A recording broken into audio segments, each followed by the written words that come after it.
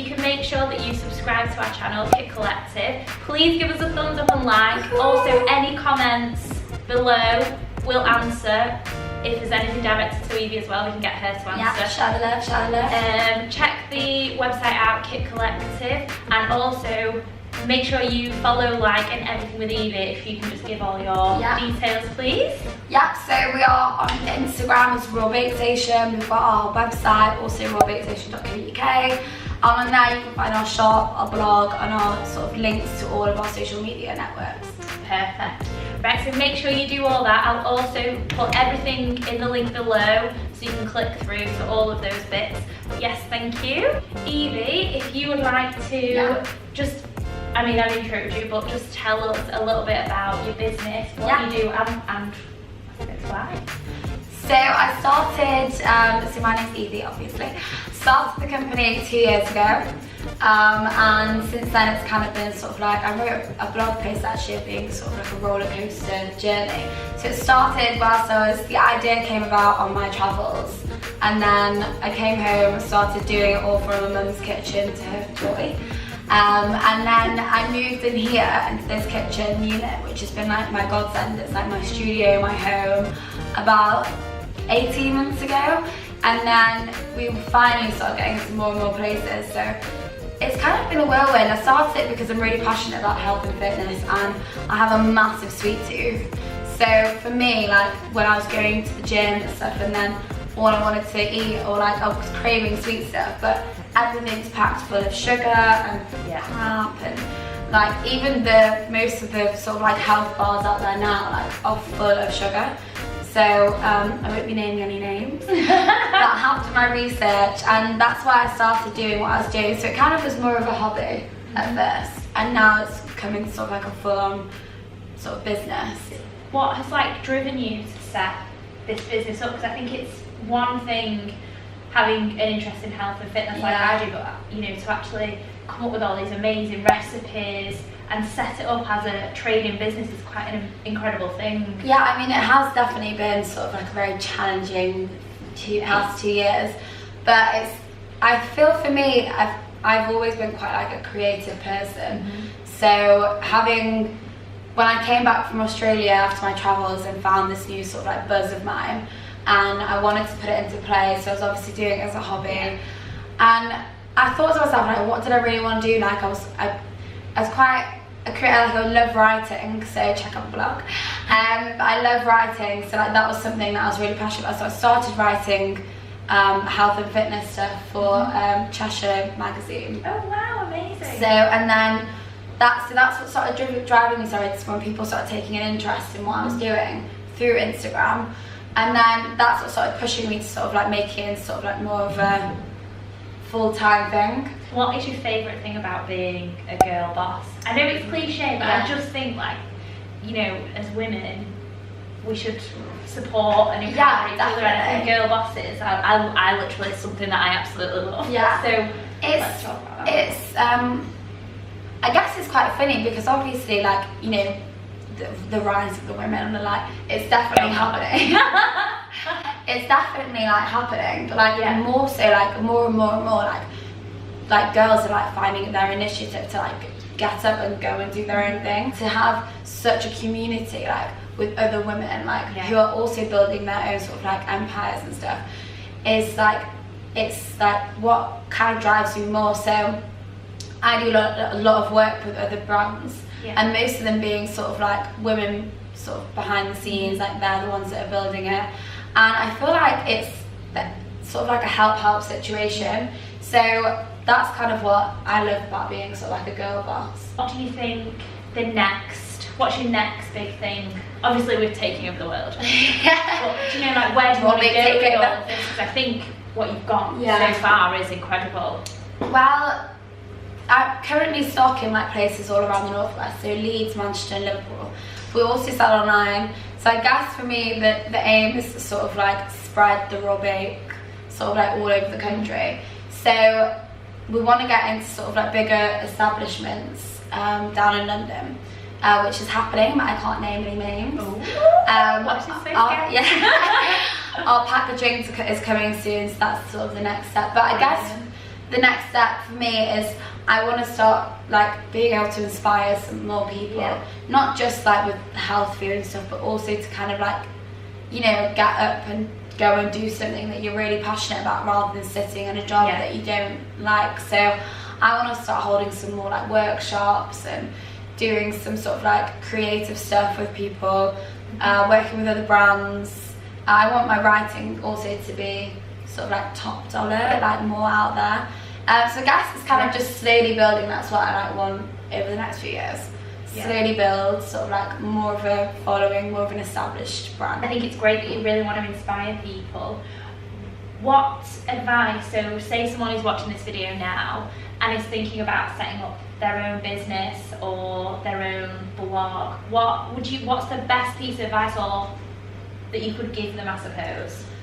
I guess for me personally, I found that, well, for one, you're going to make mistakes, and that's totally okay to make mistakes. Like, you know, I used to sort of like criticize myself too much about not working hard enough, even though I was working hard like all the time. So I think allowing yourself to make mistakes is good because you're going to learn from it.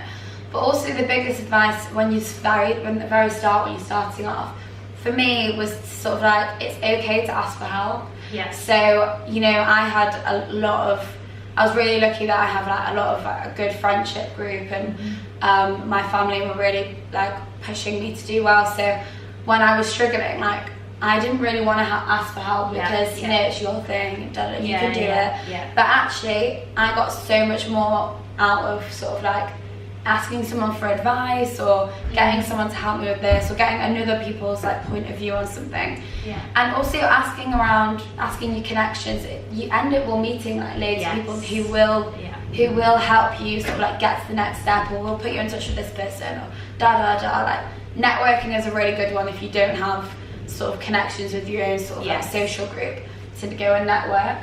But definitely sort of like communicating with other people has been massively helped me.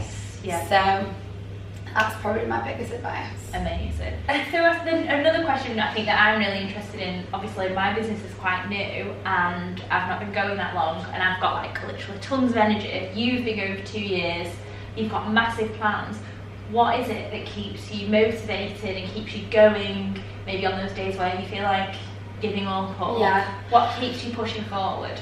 Do you know what, it sounds really silly, but it's probably that I've got a following now. I've got like people supporting me that don't even know me. So like for me then to just one day be like, I'm not doing it. Like I'm kind of like sort of like giving up on everyone, and sort of like giving up on people, what people have been supporting me from day dot. So I get like quite a lot of messages through my Instagram stuff to say like, you know, you're doing great, or like just had one of your stuff, it's amazing. And to hear that people are actually really appreciate what you're doing, that's what drives me. That's amazing. So I've had my days where I'm like, I don't want to do this anymore. Like I want to give up. Like I never want to work a 9 to 5, but like I want to go traveling again and But to be honest, like I've worked so hard to get to where I am now that it's never going to be a smooth ride. It's never going to be a smooth journey. So like keep looking back to where you started and look at where you are now. It will help to keep pushing. Lovely.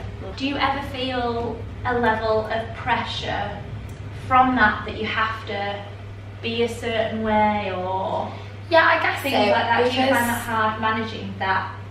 I don't find it difficult. I mean, there are times when sometimes, you know, you want to have a day and do your own thing, but it sounds weird, but obviously in the Instagram world or something, like people want you to post or want to see your daily things. So I do find that quite difficult to keep up with the whole like doing videos and but like I also really enjoy it, so I guess it's just comes in swings and roundabouts. For me, it's like I run a really healthy brand, so it's raw and it's vegan, it's sugar free, it's guilt free, and that sometimes people think that's exactly how I should be, and that is, you know, I eat really healthily. But you know, I'm also only very young, like I love going out at the weekend, I'll make a party, and and I think sometimes people mistake that for me not following sort of like my brand guidelines. Whereas I think in life, like it's all about balance. and you're real, like. Yeah, exactly. Like, I don't think does anybody. Yeah. Yeah, I mean, I was saying, obviously, I don't really tend to eat refined sugar stuff and whatever. Yeah. But like yesterday, I was a little bit worse for wear, and I ended up getting a piece of cake and whatever. I think so. For that sort of thing, yeah, absolutely fine. We've mainly focused on your business, but yeah. What do you love to do when you're not working? Which obviously doesn't sound as very much of that. But what do you enjoy doing? Okay, so I love going to the gym. Yeah. I love doing yoga, so I'm a big fitness person, so I love working out. Like, that's probably, I know it sounds really lame, but that's like one of my hobbies. Yeah. I love rock climbing. Oh wow! Yeah, I go rock climbing in Manchester, which is really fun. Wow. I love doing activities as well, so you know, if I do have a day off, I like planning to go and do something. So I'm just like a big kid, really. I never stay in. I'm not really a sit in, watch TV kind of girl. Right. Like, I'm always out, like being quite active, socialising. Really love socialising. I think that's just perfectly led me on to another question that I've just thought I wanted to ask you. As an established business entrepreneur and girl boss, how do you find, or how have you come to work out your work-life balance? Because I think for me, being new, I am finding my feet with it, and it is a funny one. Oh, it's yeah. Like, how it's so weird that working for yourself, because you've not got set hours. So when you're 9 to 5, like, at least you know that's sort of like your working day. You come away and you can kind of clear your head and etc. For me, it was really difficult because I was also working on my own when I started. So I was doing pretty much everything, like, you know, like working 25 different job roles within one day. So it was quite stressful in that respect. And then also on top of that, I wanted to keep on top of my social life and going to the gym. It took me a while, so like I'm only now feel really comfortable with sort of like my routine, and that's in the last like 3 months. So it's taken me a good 18 months to kind of get to where I am now. But I guess for me, like, I'm quite an unorganised person. That's my family name. So I now have a planner. I write everything down, so I write what I'm doing in the days and the weeks now for my sort of like work life. And then I always have a Saturday off. Yeah. So Saturday day I don't work at all. I might do a little bit of writing, but that's it. So that's my sort of like day where I know that I'm going to see friends, etc. And I always fit in the gym sort of at very early mornings. So saying that I get up every day at 5:45, go to the gym for 6. Sorry. Back for 7 and showered for 7:30, so then I'm in work for 7:30. So it allows me to have an extra hour and a half from working at 9. Yeah. So then I can finish at 6. So then I've got like my evening to myself then. Yeah. So I've definitely got into such more of a routine, but it's definitely good to sort of try it out. Sort of different things work for different people. Yeah. But if you don't, for me, like, if I didn't have a social life, I'd go crazy. Yeah. Like, I need to have that sort of balance. So yeah, I guess sort of like playing around with your own sort of routine at home or going to the gym, etc. is like, it's kind of like a stepping game. Yeah. You never know there's never a right answer. Yeah. This is probably my final question for you, I think. Yeah. But I think it's a really good one, if you don't mind me saying so. What would you say in your 2-year journey so far is the biggest lesson that you've learned? It's a hard one. I've learned many. Probably like a combination of like not putting myself under so much pressure.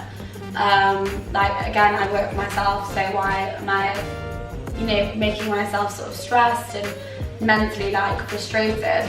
But that stems from, you know, when I first started, I expected to sort of like rocket fire into everywhere, and I was going to do everything within a year. Things don't happen like that. Things take so much longer than you expect them to. As an entrepreneur, you hold quite a lot of pressure on yourself. Oh my god, yeah. To sort of like not just achieve it for yourself, but to make other people see that what you're doing. So I guess the biggest lesson for me was to kind of let go of putting such pressure and deadlines onto sort of projects, because at the end of the day, it's what you're making is got to be right. Yes. So it comes first. Yeah. So if you rush something, the reality is you'll probably end up making a mistake and you'll have to pay for it later. So that's probably my biggest like lesson. That's a Stress less, guys. Stress less. Stress less. Brilliant. Right, Evie, thank you so much for No, thank you guys. Thank you guys. It was lovely to be here. Thanks for meeting me. And yes, thanks for watching, guys. Bye.